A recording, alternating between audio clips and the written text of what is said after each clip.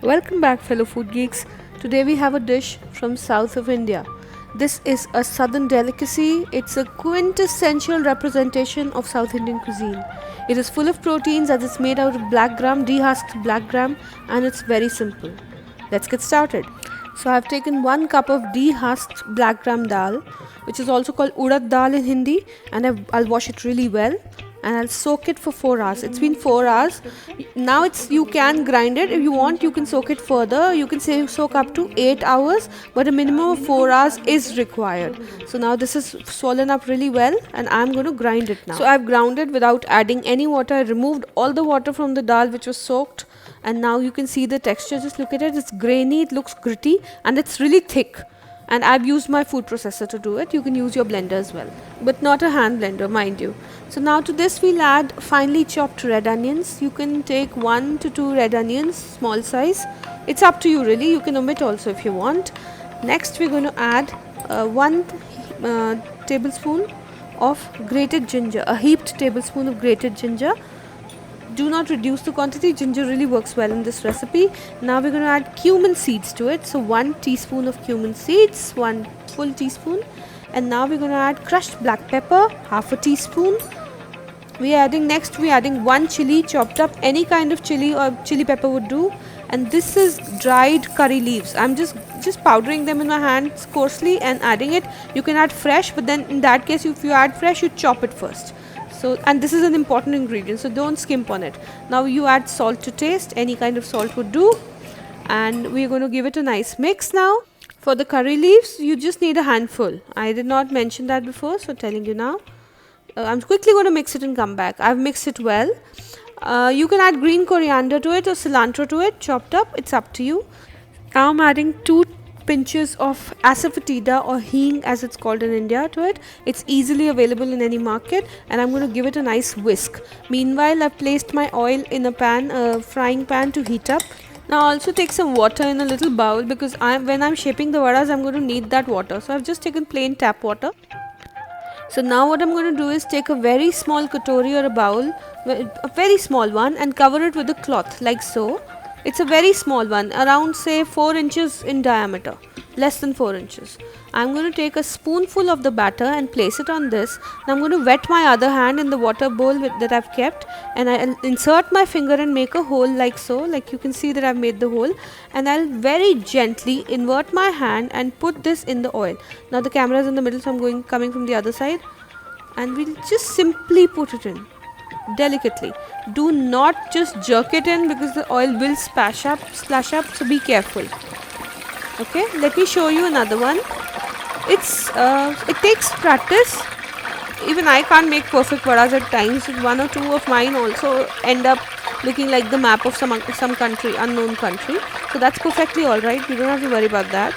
Just remember that you have to wet the cloth each time that you're making a new vada. So I'm going to make another vada, and I've wet the cloth again under the tap, and now I'm shaping the vada, inserting the finger after wetting the finger and making the hole. This hole is so that it can fry well, and what you see me doing is I'm wiping my hand, because when I place it in the oil, if the water drips in, it splatters. So that's why I wiped my hand with that yellow cloth you saw. So that's the way to shape it. Let me do another one, because I want you to get it really nicely. Wetting the surface again, taking a big spoonful. You can take less or more depending on the size of the vada. Make it into a circle, wetting the finger, making the hole, and I'm going to add it gently. Remember to add it gently.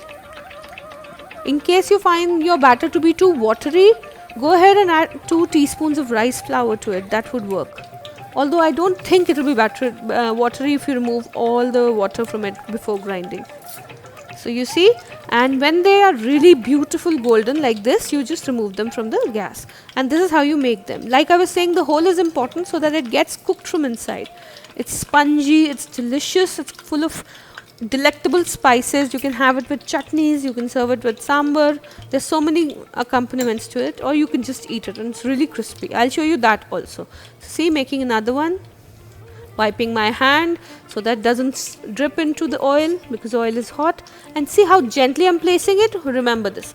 Now I've shown you with the bowl, let me show you now with something else. You might not always have a small bowl or a cloth, so I'm using a spatula, the back end of the spatula to be exact, and I'm going to water it well. Again, take some mixture, the batter, place it, make a round of it, wet my hand again to make the hole, otherwise it will stick to my hand.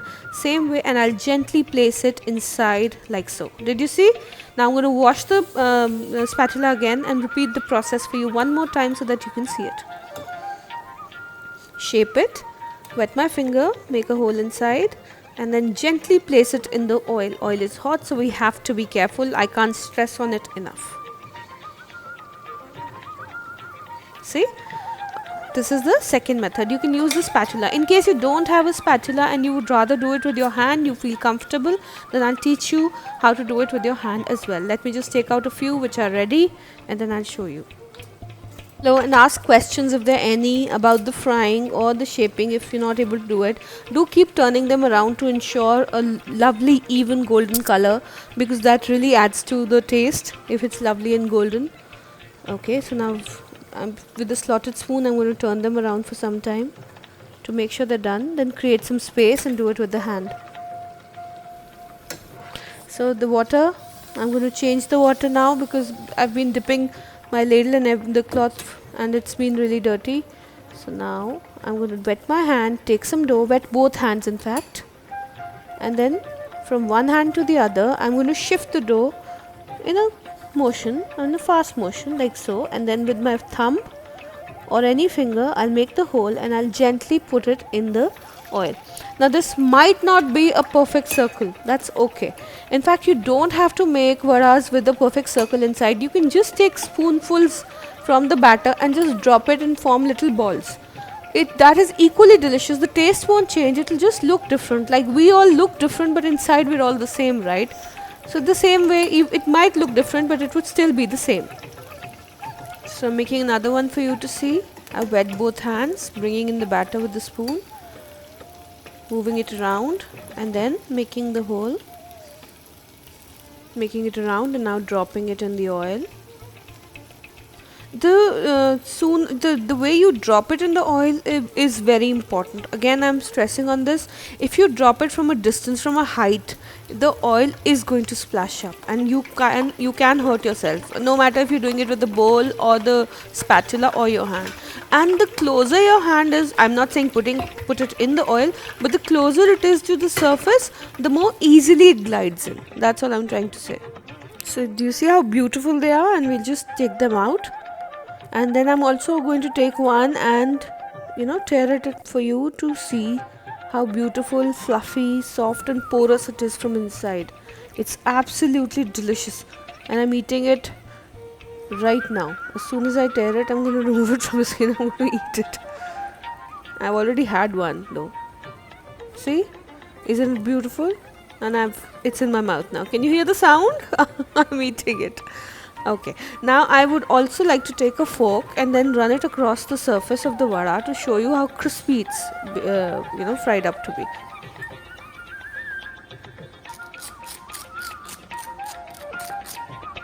You heard that, right? So the vadas are now ready. I'm just going to put it nicely, arrange them in a plate, add some sambar, add all three kinds of chutneys. So the green one is a garlic coriander cilantro chutney, the red one is an onion and the tomato chutney, and the white one is of course the coconut chutney.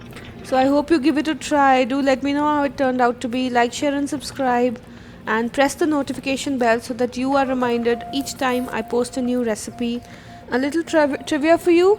I saw Veer Sangvi in one of the serials a long time back on TV, and he said that it came from Madur, this Medu Vada recipe.